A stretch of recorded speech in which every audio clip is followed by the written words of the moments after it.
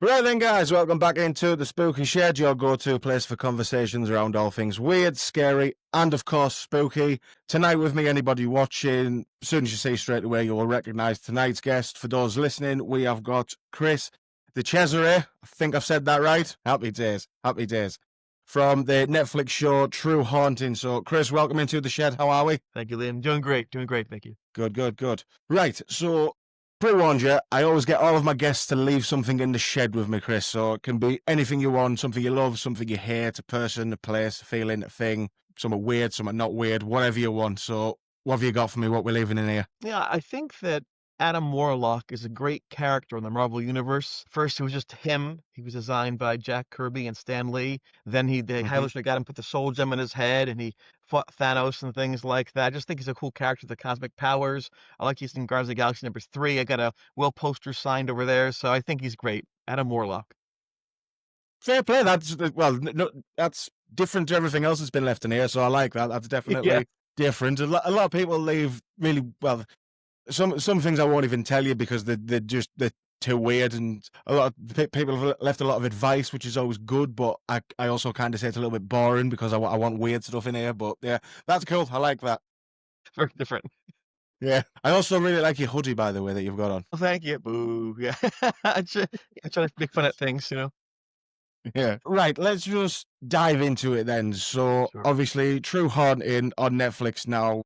I watched it recently, loved it, watched it all in one go. I thought it was brilliant. No problem.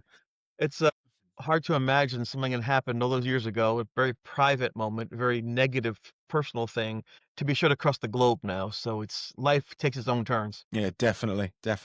So before we jump into that, then, because obviously we'll get into that later on. So before the haunting, the incident, however you like to phrase it, had you ever had any paranormal experiences before that, or did you even believe in the paranormal? I guess when you're a small child, you have your own lens on things, and your parents tell you what is right, what is wrong, and you're actually your family and your parents' suggestions. So I didn't know that I had any kind of potential ability to see or hear these things going into college. Although years later, after the haunting, my mom had said to me, when I was a child, I had this gift to know things. What do you mean know things? Well, you would say things like, Dad was at work today. He fell down, ripped his pants. Like, that's silly. Then he come home from work, his pants are ripped. Things like that. Or Grandma's gonna call in 5 minutes. She's not gonna call if she call in 5 minutes. My mom thought that maybe there was something different about me, but she didn't ever talk about it or highlight it. So I thought maybe everyone could do that. I thought maybe it's just what everyone does. People can dance well or sing well or draw well. Just new things. So there are some hints about this, but nothing to suggest the haunting that hurt. That's definitely interesting. I mean, because when I was a kid, I used to do weird stuff. I used to sit in my bedroom and talk to people that weren't there. And then recently, I got told the name of one of the people that I used to speak to. And then I asked my mum and dad about it, and yeah, bits fit into place, and it really freaked me out. Maybe someone was there, right? So, yeah, exactly. Yeah, it's a shame for you that you didn't see any sort of lottery numbers or anything. You just saw that your dad had ripped his trousers. I actually did. Right when the haunting was coming to a conclusion, Jeff thought, well, gee, if you can do these things, maybe you can maybe pick some numbers. And I thought, sure. It's $1 back then for a week at the lottery on the Saturday. So he and I agreed I'd kind of glean some numbers, and then we'd play that each week. And so he had me sit down and think for about maybe an hour. I picked these numbers and wrote them down, and we're going to play them back and forth. On the third week, which was his turn to play, they came out. And my parents were like, oh my gosh, you won $5.1 million. Let's see, Jeff gets half, you get half on his taxes. We're figuring this all out. So I called him. I said, Jeff, we won. He goes, what do you mean? We won. He goes, I didn't play today.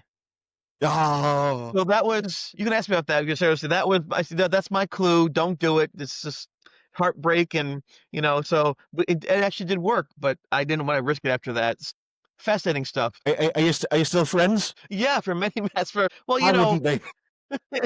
Well, I can tell you that my grandfather fought in World War II in the Pacific, and he and his friend were in the tent together, and there'd be air raid drills. The Japanese would drop bombs and things like that. They'd air raid drills to prepare for that. And never anything had happened. They said that the bunkers were all full of spiders and vomit and things. He didn't want to do that. So him and his roommate, or his bunkmate rather, they ignored the warning. But it was actually not a warning. It was a real drill, real raid. And his friend got blown up. They found his arm maybe or something like that. And so he thought, you know what? I want to go home. I just want to go home. I want to see my wife. I want to see my child. This child my dad was born while he was away. He never saw his child yet. Just if you get me home to see my family, it's all I ever ask. He got to go home. And years later, he played his badge number, and we were in New Jersey, away from New York, and it came up, and he's upset. Oh my gosh, you upset, Grandpa? He goes, you know what? Not really. I asked God to bring me home to my wife and my child, and he gave me that, so I won lottery already. And that's the attitude I had years later when it happened to me. So big picture stuff. Yeah, definitely. Yeah, definitely. Right then, so the whole thing with Erie Hall then, so where do we start with this then? So what year was it again? Like I said, I've watched it recently, but my Well, memory's terrible. I moved to Erie Hall September 3rd, 1984. Right. Most of the haunting took place in the fall of 84 and spring of 85. So 84, 85 Right. school year. And by the way, it was my second year at college. My first year was in a different place. My second year, I was in the Erie Hall room C2D1. It was myself and Paul in one room. Then next over was Jeff and Ed, and then Luke and Brian were over. There's 3 bedrooms. There was a common area and a small bathroom. Right. So it was your second year there. So Yes. different room then. So how soon when you moved into that room did things start to happen? Not right away. Things are cool. I loved it. The Mm. weather was nice. The Olympics just been held in the U.S. and Los Angeles. We had political unity. The president won 49 states. There was no fighting like we have today. I was healthy. I was happy. I liked ice cream. MTV came out. I want my MTV. Money for nothing, your chicks for free. It was a good time. I was running fast. Everything was wonderful until they weren't. And that's when I began to realize something was happening in my room. I began to hear, and this is months into the year, so it wasn't right away. The first thing I noticed was someone calling my name. I had my headphones on, and I was working on a paper, the old typewriters, and I heard someone say, Chris. And I said, door's open, come on in. I'm typing away. Heard a second time, Chris. I'm like, it's not locked. Just open the door and come on in. I'm doing something. Assuming it was a roommate, a friend, Third time, I'm like, that's stupid. I got up, opened the door. There was nobody anywhere. Must be a joke. So I closed my door, put headphones on. It was Voice of America. Sammy Hagar, I can't drive 55, the red rocker. I can't drive. So I'm listening to this sound, and all of a sudden, in the headphones, over the music, I hear Chris. I see him on the ground, like, whoa, that was crazy. You get the goosebumps now, Just then I realized something strange is happening. I don't want to tell anybody. That maybe there's a gas leak in the room, drugs in my food, practical joke I have to ignore, hypnosis, something's going on I could explain scientifically. Unfortunately, it didn't work out that way. Later that evening, my roommate Paul began to see shadows in the room. He got freaked out, he left, and that's when, for the first time, I saw that thing in the room by the stereo with his tilted head. Like it. Well, that's just give me goosebumps. That the whole tilted head thing, because it just, I don't know why it almost sounds almost like stereotypical. If you know what I mean. Yeah, I don't know what that means. We didn't have like today. There were no podcasts like you have. There were no ghost adventures. There was no taps. There was nothing like that out there. Ed Lorraine Warren wandering around. You had an Exorcist movie, and then Ghostbusters was silly came out. There's nothing to turn to, and so I tried to disprove everything. I just couldn't do it. I mean, like hearing your name being called. That's. I mean, the fact that it's through your headphones, that then it is weird. But yes, I mean, I think that I've heard my name being called quite a few times. Literally 2 days ago, I was adamant that I heard my wife shout my name, but she was asleep, so she definitely didn't. But I was 100% adamant. I'd paused the TV, shouted "what" like 3 times, went upstairs, fast asleep. I was like, "What the hell is going on?" But that's happened to me a few times. But like I say, for it to come through your headphones, that is definitely right. That's strange, well, and I figured I'd that block would it out, definitely right? freak me out. If I can't hear it, it can't bother me. I block it out with headphones, and it still happens. So I knew then it wasn't a practical joke. They couldn't know I'd put them on, and that would stop me from hearing it. So I knew something bizarre was happening in the area around me. Yeah. So your roommate that left, because that bit on the show really intrigued me, like that scene. I mean, I don't know how accurate it was, but I know in the show it was almost as if like this shadow like risen up and like looked like straight at him. I mean, how accurate is that? I mean, because obviously he just leaves straight away afterwards on the show. He didn't. Well, they had to compress 90 days into an hour and 40 minutes, and so it's hard to do that. He left approximately 5 weeks into it. Right. I didn't know why he left. I came back from a visit to my parents. I went home one time during that time period, and his room stripped bare and just putting his stuff in there. I'm like, "What's going on?" Paul's leaving. I'm like, "What?" I didn't even it was no even like, "How you doing?" We were pretty tight, and then he was gone, and 9 years after the fact, 9 years later, a gentleman named Alan Lewis, a researcher, found Paul at his home and asked if Paul could speak to him a few minutes, and he agreed to do that, and he said he left because the ghost told him to leave Chris alone, and he thought that's enough for him to have to go through. He claimed he'd see Mm. this thing over my head as I slept floating over my head, but he didn't wanna tell me it'd scare me. He saw floating things in the room, so that's it. He said, "Oh, I'm good." He didn't go right home. He went first to a Boy Scout campgrounds, make sure he wasn't followed home by anybody, by the thing, and then he went Yeah. home. So it really affected him, and to this day, he will not talk about it publicly. His mother has tried to get him to go on the show and things, but he says, "No, that's the past." Mm. So he made his choice. I respect his choice. If I could have gone home, I No. would have gone home too, but I just didn't have that opportunity. But he was a good man. Yeah, definitely. I mean, I could definitely understand why. Then, I mean, if somebody they had told me that, I wouldn't have Yeah. even second thought about it. I'd be gone straight away. Yes, I yeah. mean, I can imagine how traumatic that must have been. Yes. Poor dude. So, but the thing then with the tilted head, it's just a shadow. Could you see any features of it, or? Oh, yeah. Oh, yeah. It looked like a human being. Mm. It from the head on to about maybe the upper thigh was solid, but then it began to fade out. So in other words, as the legs went toward the ground, it just disappeared. And I always wondered, like in the cartoons, they have a ghost with a point in the bottom of it. Mm. So feet and legs, maybe that's why. Maybe you don't quite see those things. I never did. I always made it out by the ground. Always made it out by the legs. If I didn't see that part, looked up this way, I would have sworn it's a human being. At first, I thought it was a person. I'm thinking, how'd they get in my room? My door's closed. I'm on the second Mm. floor. So it's cold out. The window's closed and locked. I'm facing the door. There's no way that could have happened. And so yeah, that was a shock. That was when I panicked. And my dad always said, a surgeon can't panic. A pilot can't panic. You just don't panic. I was a nasty marathon runner. I ran marathons since I was 14, and you just don't panic. You make sure you put your splits on your arm for each mile. You take in your water. You pace yourself. Just do not panic. And then it was so strange, Liam, to see that thing. My mind broke, and I panicked. And I think the fact that I panicked for me was worse than seeing the ghost, as scary as it was, because it made me lose control of myself, and that's a Mm. dangerous thing. Yeah, definitely. I mean, I can only imagine what sort of feelings must go through through your Yeah, entire body when you see something like that. 'Cause the closest thing I can relate to is when I've experienced sleep paralysis, and I mean that's right. for literally seconds, and that's bad enough. So I can't even imagine what you must have. I Well, looked at it. like I say, I thought looked and at him. felt. And, I looked at him for, like, maybe 10, 15 seconds. I'm like, "No way this is happening." Then the head moved forward. I'm like, "That's it." Once it started moving, it's gonna be a reflection. I'm like and I ran. I screamed very bravely out of the room, and the first door I pounded on, bam, bam, bang, "Help, help." That was where Jeff and Ed were in that room, and so that's how that occurred. It's a little embarrassing. I mean, in the movies, like Arnold Schwarzenegger, he has his gun and things and does wonderful things and destroys the world, gets the girl. But in real life, there's no script that way. You're running for your life, and you hope you make it out. like I've often thought this, that like there's a very small part of me that would like to experience something like that just to Yes. see how I would react. Sure. I'm pretty Yeah. sure I know how I would react, probably similar to the way you did, if not worse.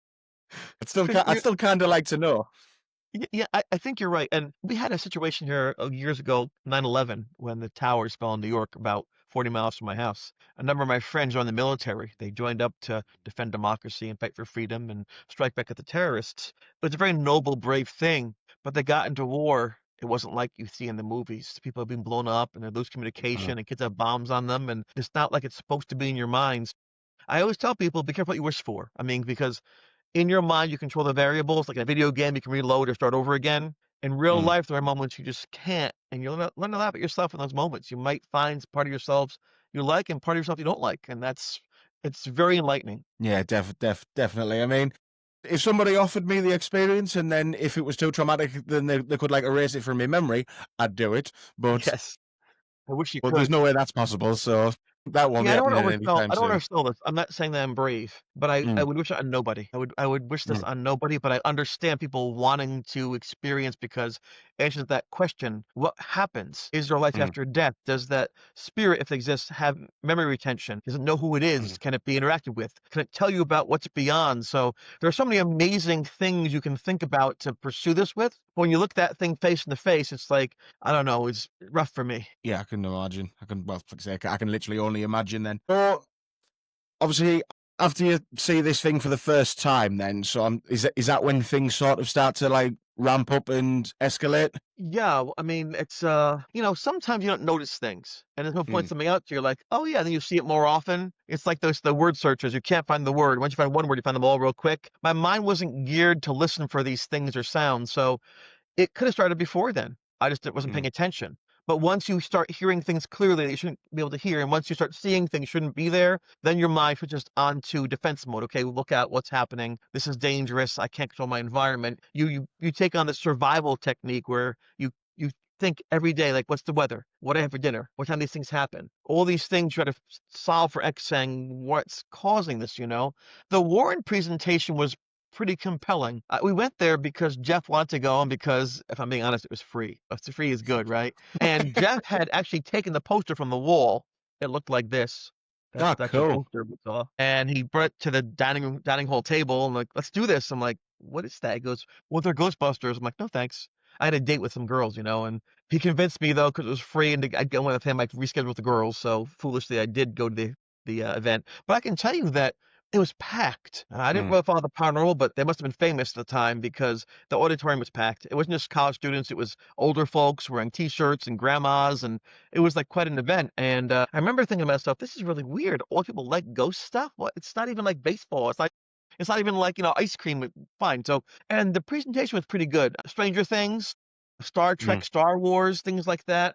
Game of Thrones. Those aren't real per se, but we invest in them. They're great stories and great characters. We discuss it, at work the next day. So I treat it like that. This is fiction, but it might be good. And it was fascinating. Lorraine was so elegant, so well spoken, and Ed was like very strong speech and like clear and like, ladies and gentlemen. It was a good show. They had these slides they had with these still images in black and white of ghosts they reported on, mostly in the UK. They had these EVPs, they called them. I never heard of that before. But they made these sounds of like gurgling or whispering and things. I thought that sounds kind of weird. Could be a goat for I know, right? Or some sick kid, but Mm, it didn't sound weird. The way Lorraine spoke, I believe she believed it. In other words, she wasn't lying to us. She might be mm. wrong about what she understood, but she was telling the truth as she knew it, and I liked that. I felt like I could actually relate to her if I don't agree with her. And she even made a Yeah. statement that I didn't agree with. She said, attracts like. In the show, they talk about that love of imitation, love of attraction, things like that. I thought, no, it Yeah. doesn't. You two magnets, like poles repel. That's not science. Doesn't make sense. But as Mm, she kept on talking, I realized she's talking about energy, about people, about circumstances. If you go to any elementary school, kindergarten, first grade, second grade, primary school class, you'll have the kids who are in the same neighborhood sit together. This neighborhood, this street over here. You stay with who you know early on, right? So that's how it was, yeah. I thought. And so it was pretty compelling. And some of the things she said, and he said during that presentation, I would actually apply during the hunting itself. But it didn't end well for me, that whole encounter. She wouldn't shake my hand, and I was kind of tossed off the stage. So. Yeah, yeah, but because that bit on the show, like, really, I was like, right, hang on, this is weird now. Then, so did you ever find out why she wouldn't shake your hand? Yeah, but not for 30 years. I thought as a teenager they didn't like me. They thought maybe I did Right. something wrong, had the wrong person. I didn't understand any of that, but I thought they were kind of rude. And after that presentation, they went across the campus to different dormitories to look for activity. And of course, Jeff wanted to go. This is exciting. Let's go see what they do. And he had his notepad with him. I said, I'm not going to do that. They're rude. They're mean to me. Just threw me off the damn stage. Yeah. That's not necessary. And so instead, we went back to my room, C2D1, and talked about what she might have sensed. We didn't know. It turns out I found out she lived about 35 miles from me. My whole life, I never knew that until recently. I could have easily gotten in the car and said, "Hey, how's it going?" But I didn't want to have it happen a second time, which is like, "Boo, go away, boo," right? And so her daughter approached me about 7 years ago. She was talking 30 some odd years after the fact. She said, "Wait, are you Chris? You're the ghost boy, right? From the school?" I'm like, Yeah, she said, "My mom loves you. She thinks you're the best." I'm like, "Yeah, let me turn it around. It must be a different Chris because let me tell you what happened to your mom and dad and me at college." And I said, they threw me up the stage. She goes, "I know that," but and she explained that she herself did not get involved in presentations. She was a young girl. It scared her. She'd wait in the vehicle or the hotel room and do crossword puzzles and word searches, things like that. But she said when they came back from Geneseo, her mom was talking about me. There's this kid with blonde hair. He came on the stage. His aura was so strong. There's so much energy coming off him. I thought he might read me. He might read my future and things. So I had to get him off the stage. He's blocking me from doing what I do. So I blocked her by mistake. And she thought it was actually a cool thing. I could do that, just not right now. And she talked to me Mm. for a while. I had a chance to meet her about 5 years ago toward the end, but I was told that she had dementia Mm. and she wouldn't know who I was. And I don't want to scare her again with the energies and things. So I declined the opportunity to see her just out of respect to who she was. I don't want to startle her, so but I'm very proud to have met them. They've become icons in the field over the years. They're trendsetters, right? The trailblazers. So I feel honored to have been able to meet them, and it's nice to know that they held me in high regard. In fact, you really can't see them, but there are two French monk bookends on top of my bookcase. That's from Ed Warren's library. So some cool things. So that's cool. So yes, it's a Yeah. nice thing.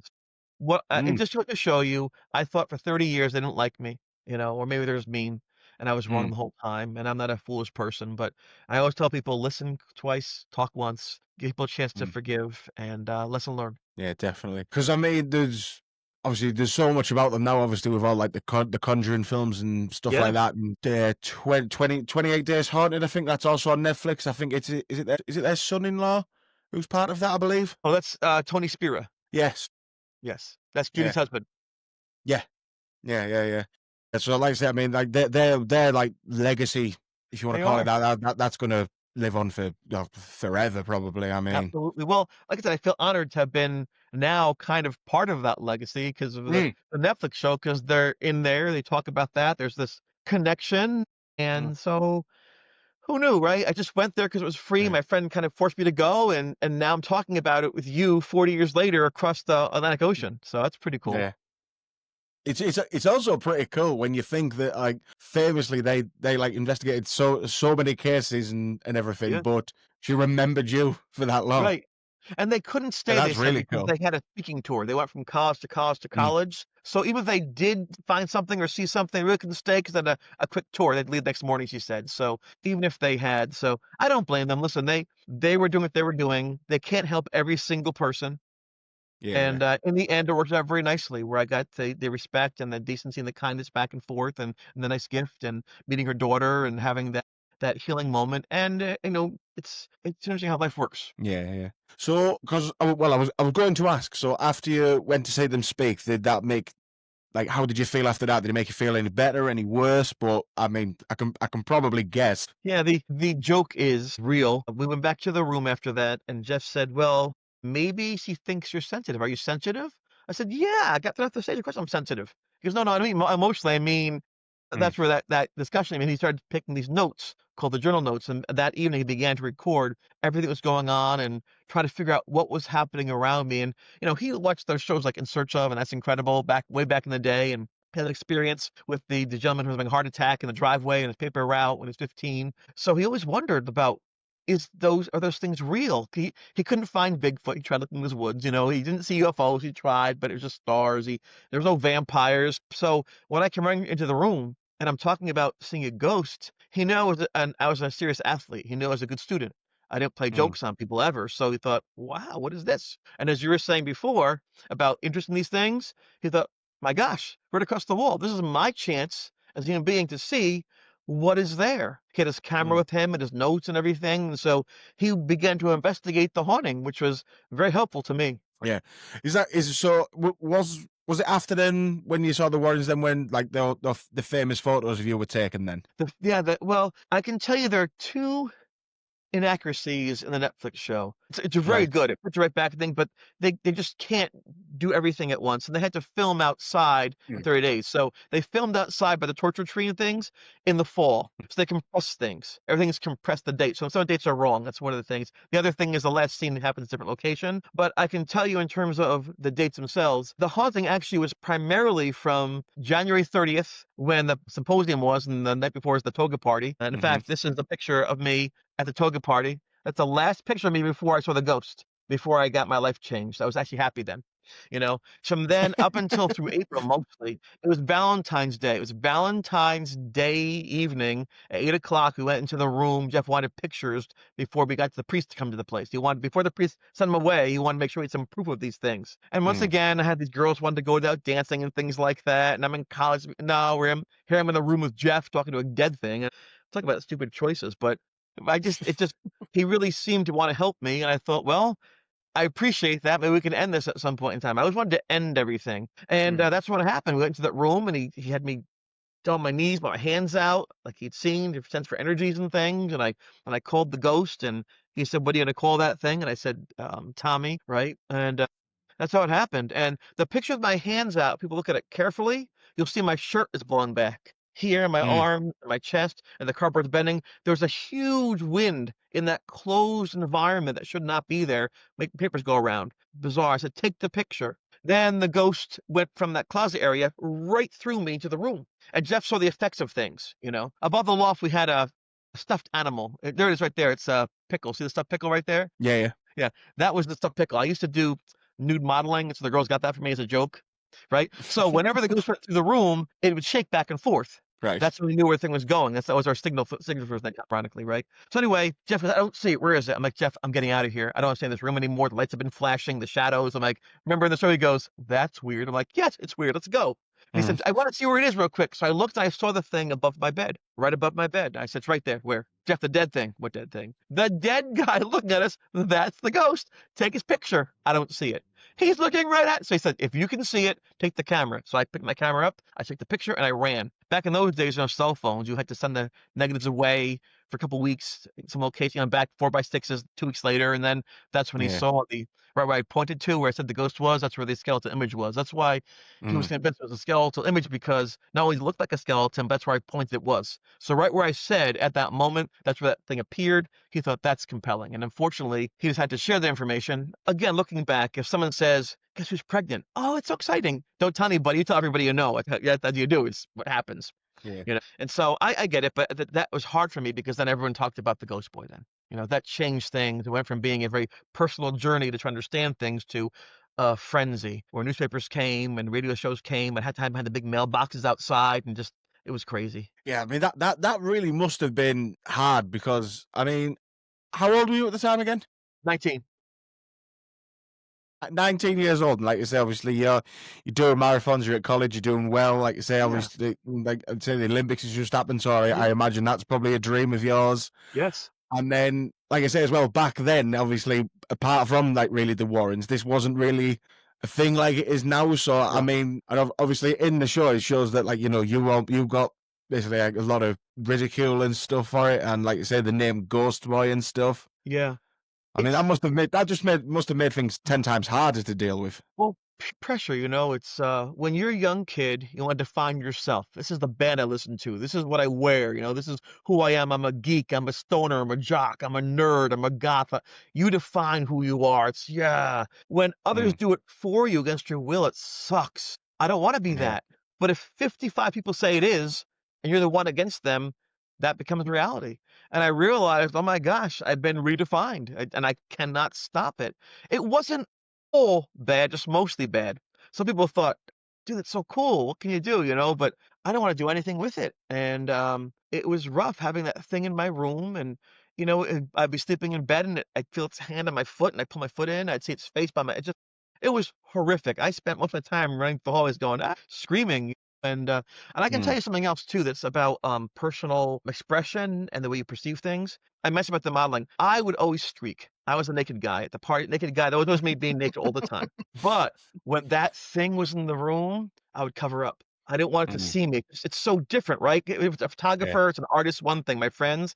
But the way it would look, the way it would like whisper, it felt wrong. So I wrap, like, layers on me because I didn't want to see me because it seemed like it wanted to, like, possess me, wanted to, like, control what I was, and so it's interesting that that thing changed my own self-perception. I had to hide now, I had to cover up, I had to it is such a bizarre thing how that can happen. To me, that's what that to me that sort of just seems to me. I look at that as in, like you said, you've done the whole naked things and stuff. That's sort of like your choice. But Yes, whereas obviously this thing looking at you, that that's not what you want. That's right. almost like someone like creeping in through your window and looking Yes, at you through it's the consent. window.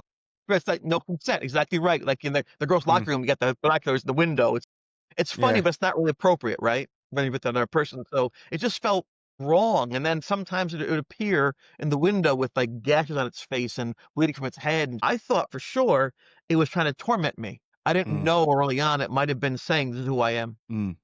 Yeah. But one thing I really wanted to ask you because it doesn't really, well, from my horrible memory, I don't think it really comes across much on the show how much it affected like your day to day life at the Mm. time. Because, like I say, obviously, like I say, with your running and like I say, doing well with college and stuff. I genuinely think like if that was happening to me, like I would not be able to concentrate and focus on anything else. Yeah. Yeah, for 2 reasons. First of all, you're scared to death, and second of all, you wanna Mm, solve it, and that it's more important to solve this dead thing in your room than to do your chemistry homework. That's just the way life works, you know? I can mm, tell you that I dropped out of the track team because I couldn't run, I was too tired, I was failing my classes, I got put in probation. Everything I worked for so many years to get in was now being jeopardized. I had a partial scholarship. I had full scholarships to other schools in Connecticut and Ohio, but I was afraid if I got hurt, I couldn't pay the college tuition. But a mm, state school's a little cheaper. I knew if I got hurt, I could still pay that difference. That's why I, opted for there, you know? right. I don't know, I just it was very difficult because I wanted to do well. My mom quit school to have me. She had all of her dreams, professional dreams, to have me. I can't let her down. My Mm, grandparents, they mixed paint in factories and carried boxes in warehouses. They were blue collar people, people who worked their hands. They didn't have wealth and opulence, you know? So me going to college was a big deal back then. I wanted to make them proud. They gave up a lot to have me do these things, and it was just a sad thing. That was the true pressure. It was like, not that they would be angry at me, just the fact that I would be ruining their dreams for me. What they had hoped for, they raised me, they fed me, they clothed me, they gave me a good life, my parents. Best they could. mm. They were 2 jobs sometimes, each one of them, you know, and here I was messing it up with this stupid thing around me, and I didn't understand how to correlate the 2. I couldn't just go home and say I quit. You know, and, so I had to stay there and stick it out and do the best I could do. I called my coach and, "Listen, coach, I've not been feeling well, I've been sick." He goes, "All right, but just, get back soon because you'll lose your position here. You'll lose out." "I know, coach, I know." So but he Mm. was understanding, and he knew that everyone knew I was serious about what I was trying to do in my life. I would joke around and laugh, but I was, like, straight as an arrow kinda thing. I didn't drink, I didn't gamble, I didn't smoke, I just a nice guy. And everybody saw I think I lost, like, maybe 18 pounds in a month because I couldn't eat properly, and I would Jesus. sleep in different rooms every night so it wouldn't find me right away. I would sleep Mm, by the vending machines because the vending machine for the soda, they have to cool the soda to keep it cold, chilled, and so every 15 minutes, I go to chill 'em I'd wake up, like, and check, "I'm okay." So I slept by them to make me wake up every few minutes so I wouldn't make sure it was by me. That's how yeah. petrified I was. It was like a really terrifying moment. That's why I was good to sleep in Ed and Craig and Jeff's room because if something happened to me, they'd see me. Mm. But even then, I couldn't tell what was happening. Am I awake? Am I asleep? I felt really bad. I was encouraging on them. I felt bad that they had to worry about me. I didn't want to be a burden. I can understand that. That's also quite smart about sleeping next to the vending machine so it'd wake her up every so often.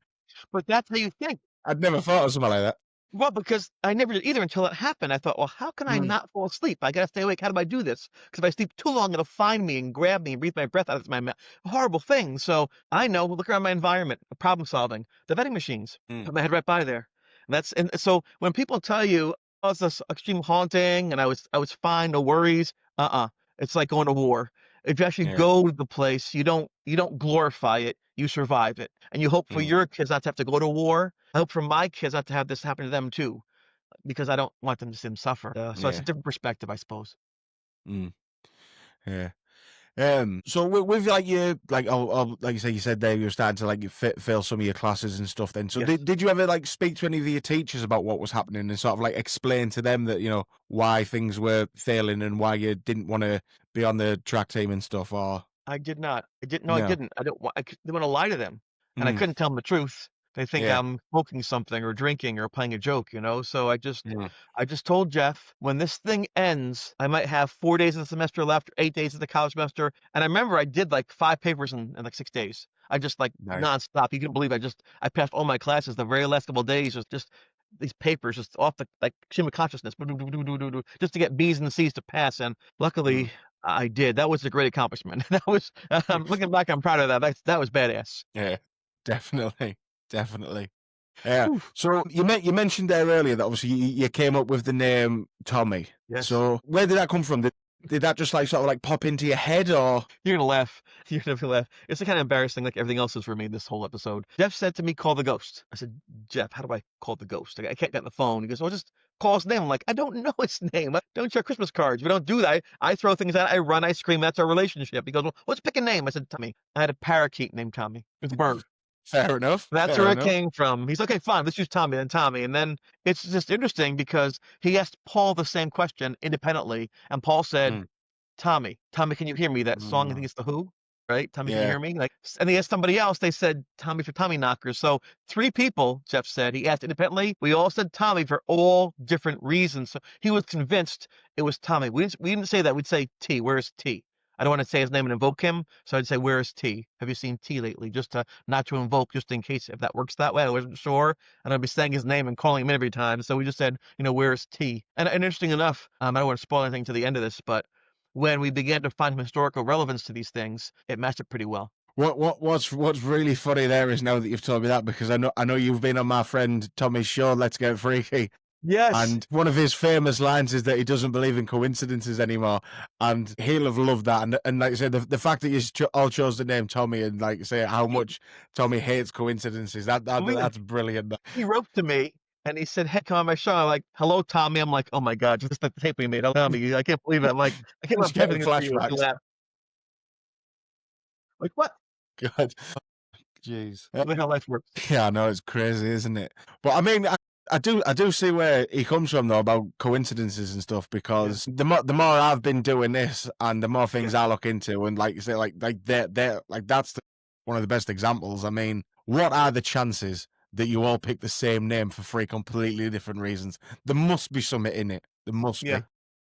For Jeff, that was the most fascinating piece of information. Of everything we saw, learned, that to him was the most amazing thing to suggest that maybe it was either meant to be Mm, or that things can be predicated on other things or certain guideposts. And like, 'cause it's weird to have predeterminism and then chaos. Sometimes we mm, say, well, it goes in threes, meant to happen, love at first sight. That's a kid gets cancer. Like, what's that about? Doesn't make any sense. I've always wondered where the balance is between things that are meant to be and then pure chaos. I think somewhere in the middle of your answer, but how do you really know? Some people are born into wealth and opulence and health, and everything goes well for them. They get their vehicle, their automobile when they're 16, and go to the best mm, colleges, and they're good health, and they can do athletics. And other kids, they're born to a single mom who's trying to work 3 jobs to survive, and they have bad lungs, or they have some like, health impairment when they're a child, and they have dyslexia, and they have no breaks. And you mm. wonder, my gosh, why does life allow for that? But the one cool thing about that is that if you start with a bad hand and you play it well, people respect you. Yeah, You get definitely. respect. Yeah, 100%. So in the show, it's when obviously I think it's after the priest turns up and then things sort of settle down, but then things ramp back up again and it starts affecting other people. So Yeah, that's true. shall we dive into that bit? He used this book. That's what he used. It's the Pastoral Right, Care of the Sick. That's what he brought with right. him, this book. And I didn't know how he did it. He did some prayers. He put the oil on my forehead and hit a cross. He had he set some candles. He said some prayers. It wasn't like on TV, with like explosions and demons coming through the wall and things. It was like Mm, a peaceful ceremony. But the weird thing was, after he completed the ceremony, it was done. The room warmed up. There are no more flashing clocks, no more whispering voices, no more shadows, no more breezes. I'm like, what the holy cow? Whatever he did, however he did it, I still to this day, it worked for me. In that uh, room, I was safe. And I appreciated that. And I said, am I okay? Is it everything good now? He goes, well, I did a blessing. And a blessing is here for 2 people, for you and the ghost. It gives you comfort and tells the ghost to rest someplace else, not to be here. I'm like, well, that's pretty cool. Can I get back in the room? He goes, only if you invite him back in. I'm like, that's never gonna happen. That's how that Mm. ended. But then the ghost still wanted to speak with me and still wanted to get to me, so he began attacking my friends. He attacks Linda. Where do I go? To Linda's room. He attacks Beth. Where do I go? To Beth's room. He's attacking people to bring me to him. It didn't stop him. He outmaneuvered us. That's when I Yeah. knew the thing wasn't like a shadow. It wasn't just like a recording go back and forth to the wall. This thing could adapt. It listened. It learned. I'm like, this is crazy.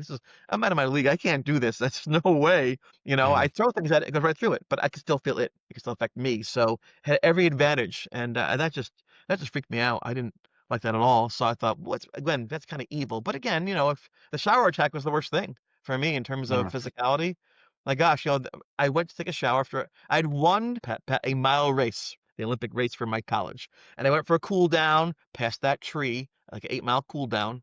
So, and I went back to the shower. I'm taking my shower. It got very dark above me. I'm like, why is it so dark in here? Then I saw above me the silhouette of the thing with tilted head. The neck is snapped again. I'm like, oh no, I'm just seeing things. Just why my eyes, the water, just that's not happening. And I looked up, and it was moving.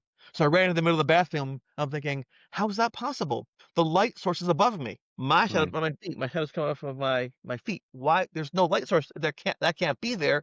Must be the ghost. I better call the priest back and say, ding ding, round two, and then. But first, turn the water off in the shower. There's no flood that way. The shower was still on. So I went to the shower, turned the water off. Bang. It felt like I was stabbed in the back with a knife, like a steak knife. Because if you cut yourself with a knife, at first you don't feel it. It's a clean cut. Mm-hmm. But you know soon, yeah, boy, that's when they come, that pain. You these things under the cold water. So I knew I had a couple Yeah. seconds to react before the pain came in. So, in the movies they go, it's so stupid. The girl's like, so this thing attacks me. I punch, hit the shower curtain. The shower curtain comes over me, like you see in the show. Boom. I Mm. look out. Nobody's there. So I look to see the knife on my back. Should I pull it out or not pull it out? Blood loss and things. And there's no knife. There are these 3 scratches, not 5, but 3. And they're bleeding down my whole Mm. back. I'm like, this is crazy. I can't. That kid's gonna die in that mirror. The sense of like being apart from himself. I thought, why? I remember looking up to the sky and saying, well, the ceiling up to the sky, saying, you got the wrong guy. Gee, I can't do this. Big G, you're supposed to be omnipotent. You should know these things. You got this wrong. Oh, I can't do this. You pick somebody else. And then because of the combination of the cold and the fear and the pain, I fell face forward, bang, on the bathroom floor. Just fell on the bathroom floor before Jeff found me. And I'm lying on that floor, Liam, and all I can see is a drop, a pear-shaped bead of water hanging from my wrist like this, hanging.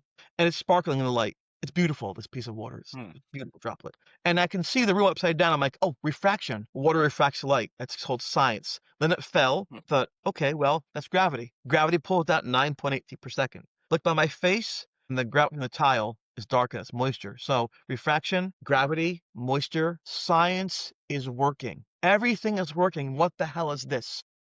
Yeah. I can't every day put my brain back together again. I'm going to lose. It's going to win. I don't want to die, but I can't live this way. And I closed my eyes, expecting to die. I don't want to, but I had no other. And I said, before I die, make a calm face. My mom gave it everything. My mom. I want her to see me in the casket with a calm face, no horrible face. My mom. And then as I'm doing that, the door opens up. The warm air comes in. Warm, dry air comes over the back of my feet, my legs, and I hear like on the floor some seekers, and I hear Jeff saying, Chris. I hear like it's kind of garbled. Then he kind of lifts me up a little bit, but he can't do it by himself because I'm a limp form. I kind of help stand up myself like this, and then he puts a towel around me. We go to his room, and Linda's there, and Beth is there, and Ed is there, and they say, we're going to the hospital. We're going to the hospital. Oh my God, look at his back. And I said to them, I'm not going. There's no way. I'll fight you. I'm like, oh no. It's like intervention. They want to bring me to the hospital because I'm bleeding. I'm that guy in the middle who needs the help, who won't take it. Remember the TV shows? Yeah. And I knew right then and there, I'm that guy because my world and their world didn't match. It didn't match. Yeah. I said, how do I do this? Because if I go to the hospital, they'll say I'm self-harming. They'll sedate me. They'll strap me up. The thing will find me. That cannot happen. So I try to think real quick to make a bridge, because it's a bridge. I said, okay, get peroxide, get cotton swabs, get some bandages. 47 minutes. It was peroxide, cotton swab, banded. This way, it was treated that way, and I could stay where I wanted to be. So it was odd to know they thought that I was wrong. I thought they're wrong, but the same stimulus, different responses. Like it's in sports. If Real Madrid wins, fans of Real Madrid are happy. If Liverpool loses, they're not happy. They see the same thing, but they're celebrating with alcohol running the streets, and they're in the pub going, that sucks. Yeah. So it shows you our lens is very important. It's the same thing we see, but our reactions based on our life experiences and our belief systems can be polar opposites. And in that moment, I had to bridge the two lenses. That was very difficult, but I'm very proud I did that. And Jeff said to me, before we do this, a picture of your back. The natural light's fading. I want a picture of your back for all time of your scratches. I said, no, if you're my friend, you won't do that. What are you talking about? I said, Jeff, I need a friend, not the ghost boy. I need to know I have one friend on this planet. Please, if you're my friend, don't take it. I don't want to see it ever again. And he said, fine, I'm your friend. He put the camera down. Friends for life. Looking Mm, back, I'm sad that I said that because it'd be cool to have those photographs. And I'm mm, sorry he followed my lead, but in that moment, I needed a friend. And if you think about this on a very deep level, if you think that your husband or wife or boyfriend or girlfriend is cheating on you with some other man or woman, they're having an affair against you, you can have someone follow them around, right? And what happens though you pay them and they come back to your home and they say, here you go, there's an envelope. What's that? That's your evidence. What? That's what you're looking for. I don't know if I want to see the person I love in someone else's arms. Is it my bed? yeah. Is it my house? Are they happy? Is it my friend they're with? I don't know if that would be something I actually want to see. Sometimes it's good to have proof and tests, but there are some times, Liam, where you just, in that moment, say, please don't talk about it. Please don't think about it. Don't show it to me. Mm. I'm wounded right now. I'm very deeply wounded. And that could be because of addiction, depression, poverty, anything, you know? And so I apologize to people all over the globe. There's no ghost scratch pictures because of me. But I have to tell you that it wasn't because they didn't exist. It's because I didn't want them to. No, I mean, I can understand that. I mean, I think I don't know. I don't know whether it's because obviously we did, like say, different technologies, camera phones, and everything. Now, it'd be very easy to take a picture, have a quick look, delete it. Right, it's gone forever. You couldn't do it back Whereas, then. yeah, exactly. It would be I know, exposed. It would I develop. know. You could very easily, you could just, you could develop the photo, then just rip it up, and it's be gone, And he would burn it, and he wouldn't do whatever. that. Put it He to, would never do that, Jeff. He would never destroy evidence. I would if he mm, gave it to me, I'd destroy it, but he wouldn't let me touch things. So I would definitely have yeah, destroyed it anyways. And again, sometimes the person involved in the haunting is more important than the haunting itself. That's my opinion. yeah, yeah. Definitely, and obviously, when we come to the end of it, obviously there's again call it coincidence, but there's definitely a reason that it went to you. Yeah. Yep. Yes. So that is a almost a definite fact. So in the show as well, it depicts a part where you call your dad and your dad comes and stays the night with you. So I'm guessing from the depiction in the show that you I mean, well, did you tell your dad what was happening? No, no, no. No. I didn't want him to worry about me. I wanted him to Mm. say, "My son's at school. He's a grown lad now. You know, he can handle things." As I mentioned before, I mean, when he was 19, my grandpa went to war. You know, so it's Yeah. like I'm in college. You know, the classes are hard, but not as hard as warfare is. You know, foreign country with So I was didn't want him to know that. But after things got really bad and the blessing, you can't bless 25 rooms. It's not functional. We talked Mm. to a professor of psychology, Dr. Lawrence Kastler, who advised us, there goes the lights, who advised us, great, how to capture the EVPs. That was, but that didn't help us. Just got more evidence for us, more data. And then Mm. Linda got attacked, and Beth got attacked, and Brian got attacked, and Kurt had his difficult. I mean, it was everywhere. And I decided that I needed to call home and say, listen, before things get crazy, Dad, I'm gonna give you a call. So I called him and said, Dad, is there something wrong here? I don't know what's going on. I don't understand it. My gosh, this is crazy. Do you see that? Yeah. Nothing happened. Go. Yay, Ghost Boy. Oh god. Never ends. Well, you at least got that on tape. You filmed that, so that's good. But cut it out. So you my gosh, where was I? Oh yes, yes. God, I lost my total train of thought. That was bizarre, right? Yeah, that was weird. Yeah, I great, mean, super. if that was happening my end, I could understand it because there's a full blown storm going on outside, and No, we're fine. It's nothing it sounds here. like It's the just a roof's going to nice come off this evening. It's shed. To be just honest. people playing again, probably. That's how things work. What was I Mm. saying? Sorry, I totally lost my train of thought from that. That was freaky. No, we're talking about you called your dad and said that things Yes, happening, but you don't know yes. what, and Right, and I need your help. And yeah, it was a 5-hour trip, he made it in 4 hours. He brought a gun right, with him, he had a gun with him, a pistol, mm, he's ready in case it was some kind of cult thing or some kind of drug thing, and like I said, he didn't believe that was possible. And in the morning, he hadn't slept the whole night, I knew it. We went for a jog, he said, "Listen, change your room, change your room," and I didn't know what he saw until decades later. He didn't wanna talk about it because he thought to talk about it would make it happen again or make remind me of those things, and so but years mm, later, he said, "Who's in that room?" And it got that cold breeze again. He saw his breath. So maybe the window Yeah. was open, it wasn't. The heat was off, the heat was on. Made no sense to him. He felt sick to his stomach. He felt the closet area was where things were coming from. All Mm. those things that I had experienced, you know. So, but what do you do in that scenario? He said to change your room, but you really can't just do that in college. They're not Mm. just rooms lying around. They rent them all out to make their profit. You can't just change your rooms, you Yeah. know. And so I had to wait it out, and I Mm. don't want to quit so close to end the semester. I think this was maybe 3 weeks before the semester ended. I was so close to the finish line. I was passing some of my classes, so at least get those through. So, but I love my dad. He could have said blank off. He could have said, forget it. Don't, what are you drinking? My dad knew Yeah. that I needed help. Oh my gosh. You see that, right? Yeah. I appreciate I didn't summon you. What the hell? There we go. Thank you. So I didn't, oh my gosh. Oh my God. I didn't, I appreciate the fact he cared enough about me to see what's going on. Let me put it that way. My dad was in my Yeah. life. He Yeah. didn't take Definitely. off. He didn't bugger off, as they say. He helped to raise me. He worked hard. He taught me how to respect people. He taught me my name was important. And so I love my dad Mm. forever. My favorite part of the whole Netflix show is he's in it. He's Yeah. 82 right now. That years from now, I can put it on. I can see his face. I can hear his Mm. voice. I hear him say, "I'm proud of my son." That's the greatest gift of all for me. Yeah. Definitely. Definitely. For me. That's going to be one of the best things for like the generation now. Is that we're always going to have that sort of like footage and stuff that we can look back on of people because all, my granddad, all I've got of him is photos. We haven't got any videos of him speaking. Well, we've got a couple of clips on his old mobile phone of him trying to use it when he was accidentally recording himself, which are hilarious. But I'd like I say, like that'll definitely be good to look back on, obviously in the future. But I just think like in the future, basically everybody's going to have stuff like that because, like say, Yeah, camera which is phones nice. and everything.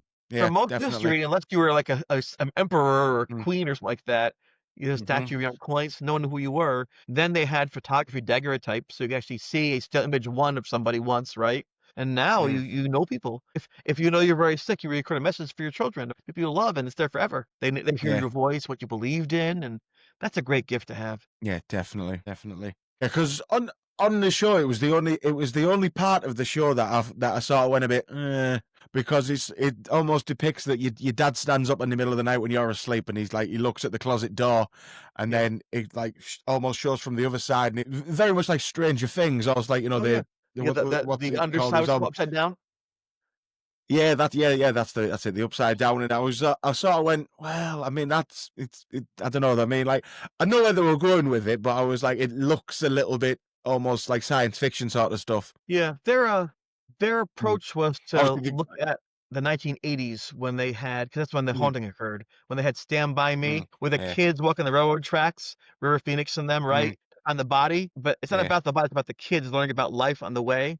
That's why they had Linda's backstory and yeah, Craig's backstories. That was their goal, was to create a paranormal experience that had development of character and people more than that. mm, But I can tell you the thing would oftentimes unlatch the closet and then look out from it. And then times it would be behind him. It looked like there was another place back there. It's bizarre. Like he was like mm, in between two places. So that's where they got the idea from me saying that. They did it a little differently than I saw it, but that's the concept. So it might seem very artificial. yeah, That makes sense to me. But at the time, that's what I thought was occurring. And again, I didn't read about this. I know any terminology. I was just trying to share people what I was seeing and feeling in the hopes they could cure me. And then, of course, once we found it wasn't in here, it was out there, that became worse. Because if you're going through a hard time, they can mm, give you some pills, they can give you something to drink, they can have you relax and do all these therapies and yoga. But if it's outside of you, it's in your room. And if you think about that, God forbid you wake up one night and there's some guy you don't know standing over your bed looking at you. You will never forget that as long as you live. How'd they get in? Who oh are no, they? They trying to definitely, harm yeah, me? Did they rob me? And even if they find the guy to arrest the person, you have to lock your doors twice, you lock your windows twice. It changes your life because your sanctuary has been breached. And so for me, that's how it was. There was no safe place to go, no place I could actually mm. sleep safely, which is that wears you down. Yeah, I mean, it's like again, like I say, I can only imagine what that feeling must be like. So again, obviously in the show it depicts obviously it shows where you and your dad go for a run the next day, and that's where you come across this. Was it some sort of sign? Like, was that how it happened, or No, no? originally they had I did filmed this. think that would be too good to be true. That's I mentioned there's two things that are wrong. The dates are off, Mm, and that last scene is off. Initially, it was going to be 3 hour show. It'd be 3 hours they filmed for, not an hour and 40 minutes. mm, But the other segment was only an hour in length. They're afraid to be too imbalanced to have, Mhm. like, 6 episodes in 2, so they then compressed after the fact 3 hours to an hour and 40 minutes. In doing so, they compressed, like, 30 years into, like, 5 months, and so I never knew when I left college who the ghost was, only that I called it Tommy. About Mm. 27 years later, we began to discover who that might have been, and that's because my mother was Right. doing some genealogy, and she said, "We had a relative," a couple of relatives, and probably on my side, she goes, "who fought in Pennsylvania against the British, and then they went to New York up by your college." I'm like, "Oh, that's cool. Thanks, mom. Love you. Have a good night."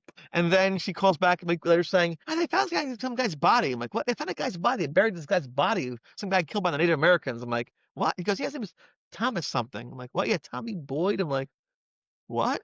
And that was where I began to think, hold on a second. My ancestors found a guy's body a mile from my school at the tree I ran by. His name was Thomas. I call this thing Tommy. But the Mm. stranger thing, even more than that, was when I spoke to this thing that very last time. It wasn't by that tree with the sign, it was in my dorm room. And Jeff had said to me, if you ever get brave enough to talk to this thing, ask it closed-ended questions. Netflix changed that because they said the room too much. You're in the room, you're in the room, you're in the room. So people who viewed the original pilot said, put it outside.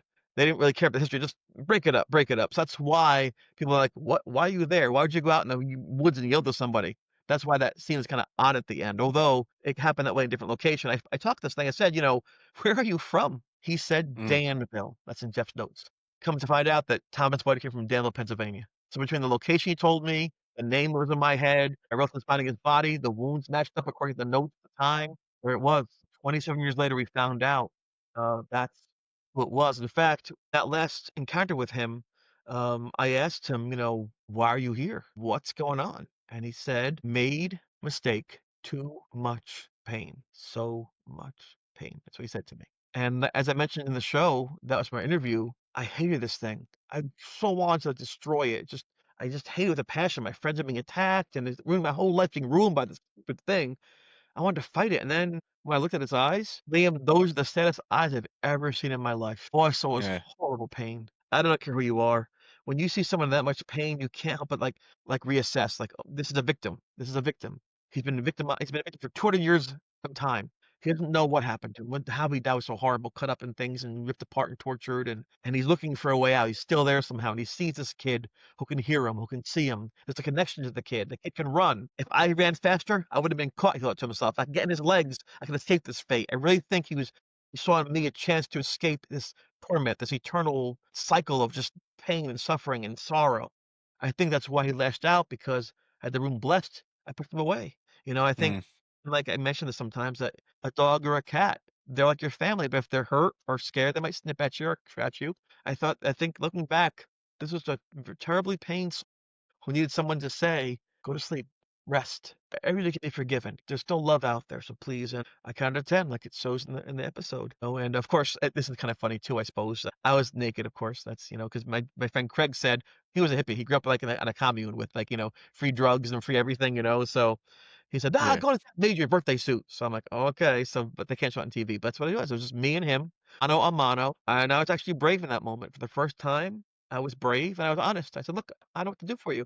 All I can tell you is find rest.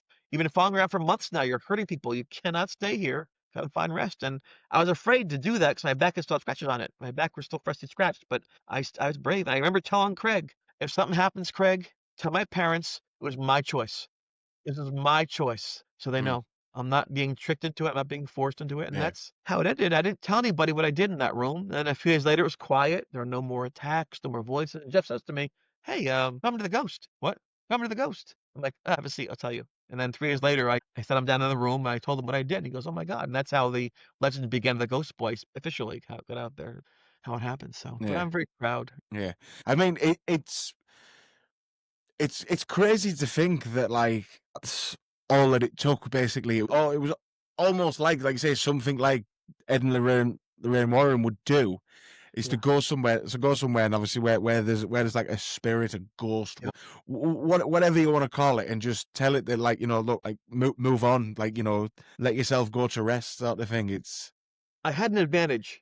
I had an advantage. Mm. It wanted me. It wanted Mm. my help. I knew that. So whenever Mm. somebody wants your attention in any capacity, they're in love with you, Yeah. they want to raise at work. If they need you, they hear your words very clearly. That's how it Yeah. goes, correct? So it's Mhm. annual review, time for your reviews for the year. Let's look at your annual performance. Oh, okay, okay. They listen to your words because it's important to get that raise, that pay increase. Mm. This thing I knew one thing, it wanted my attention. And for some reason I could help it. So I was honest. I said, listen, this is how I'm going to help you. That's all I could do. And it turns out that was enough, and I learned from that. I'm a school teacher. Before I was a caseworker, I helped foster care kids, foster care, and kids Mm. who were out of the home. And I'll never forget this one situation where the mom could not control her teenage son on the streets. He was selling drugs, all these things. He's skipping school. He was truant. And so I got in the county car with her. I drove her out to the basketball courts where he was playing basketball with his friends. And I said, talk to your son. I said, come here, talk to your mom. What? Talk to your mom. Just give me 2 minutes, please. Respect your mom. And then, so he goes, what are you doing here? To my mom. She goes, what do you mean? What do I said, I love you. He goes, no, you don't. Yes, I do. You love me? She goes, yeah, I've always loved you. You never said that before. I'm like, but as I said, tell him you love him. And then he went home with her. Sometimes life can be that simple. Just to say some words that need to be said. Like, you're okay. I love you. I'm here for you. I accept you for who you are. People forget those kind of words can be so healing. What person doesn't want to hear someone say to them, I love you for who you are, just the way you Mm. are? There are probably no better words you can hear as a human being on this planet from anyone who says that to you. When things are going great, you've got money and fame and notoriety, everyone's your friend. To the Netflix shark like 1,000 new friends every day. But when you have nobody, when you have nothing, you have no money, no opportunity, and they still value your friendship, that, Mm. Liam, was a friend for life. I've learned to say things now. If it's true and it helps, I'll say it. Definitely no. I mean, the way you've put that there is perfect, really, for me. I just, yeah. I couldn't agree more with you, to be honest. That's just put brilliantly. Before we finish, I wanted to ask: has there been any like lasting effects from this on you? Like, do you get any paranormal activity happening now? I know your lights have been going crazy there. Once that door is open, as the Rain War would say, it does not close. Mhm. And Yeah. even months after that, I had another situation in Virginia Beach, Virginia, where this ghost came right across the room and got that. My mom took a picture of the ghost running past me and things. It's never ended, but I've never engaged like that in those Mm. moments before. I've never had a situation like that ever again. I constantly see things and hear things. It's just par for the course, I suppose. It's like, there's always that one person who's 6'8". He's so tall, right? No Mhm. basketball. They draw so well. Hate drawing. I'm the guy that can see and hear things who doesn't want to. It's Yeah. just the way life is sometimes. It's called free will. My biggest fear was Yeah. my children. I don't want them to be the Mm. ghost boys kids where they have to think that Yeah. they have to do what I did or believe what I believe. And so at the same time, if they're ignorant, that doesn't help either. So I would tell my children bedtime stories with unicorns and rainbows and mountains and care bears and princesses and knights in shining armor.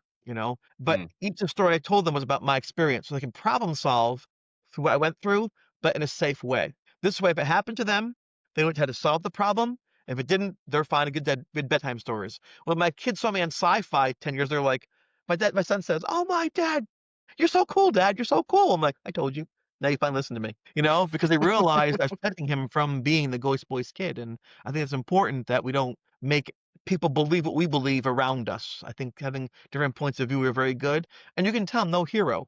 I wasn't brave. I wasn't smart. I wasn't wise. I did every single thing wrong.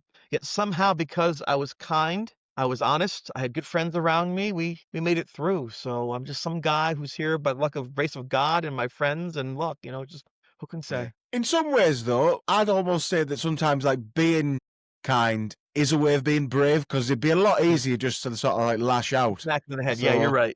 That's true. Yes, yeah, yeah, yeah. you're I right. mean, Good yeah, call.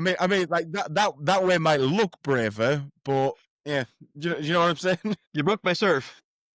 Yeah, exactly. But to steal one of Tommy's other catchphrases that I know he will have said to you, because it's another one of his favourites, and I've sort of stole it, that when you look into the paranormal, it looks back at you. I Yes. definitely think he has a point with that, because when I first started doing this, I was quite skeptical of things, Sure. and the That's natural. more I've looked into it, the more research I've done, the more people I've spoke to, a lot of weird things are happening. And I don't know if you noticed then, but a couple of minutes ago, I sort of went like this. I was like, because whilst, yes, I'm in a shed, so, there is it's not exactly airtight in here or anything, and the door and the windows are going like crazy because, like I say, there's a storm outside.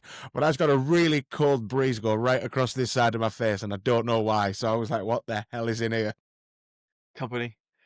Yeah, the first thing I wrote, the very first thing I wrote was a Nietzsche quote that it says, "When you look into the abyss looks back into you." So that's Mm, the thing. So I agree with him 100% just by chance. yeah, yeah, No chance, right? It's definitely, just all connected. exactly. Yeah, God. Right. Well, Chris, I mean, well, I'm out of questions, and unless you've got anything else to share. No, I just want to say thank you.